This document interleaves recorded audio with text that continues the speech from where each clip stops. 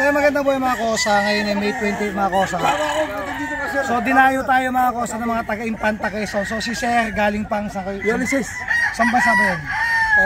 OFW ko sa... Saan ba? Bayaw ko. Sa Amerika ko galing. Ayan, sa US mga kosa. So bumaba siya ng dito dumiretso sa manuka natin para kunin yung dalawang try niya. Tapos nag-audition na sa mga kosa ng super bulik natin na brute stag mga kosa. So ibinigay natin sa kanya yung mga main kung ganador na Golden Boy.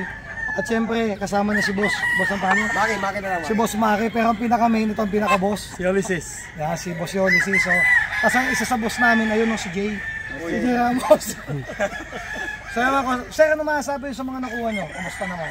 Maganda kasi honest to goodness. Ayun. Yun lang. Yun, kaya... Saka iba yung nakita mo talaga. No, Kamusta naman sila sa bitaw? Lalo yung mga dome natin. Mahirap pag-decide, boss. Mahirap pa. Magaganda pa rin kahit saan pumunta eh. Ayan, comment mga kosa. So sana sana makapagpadami sila mga kosa ng manok. Sana sa breeding nilang darating, sana maging success din sila gaya ng iba o gaya din natin.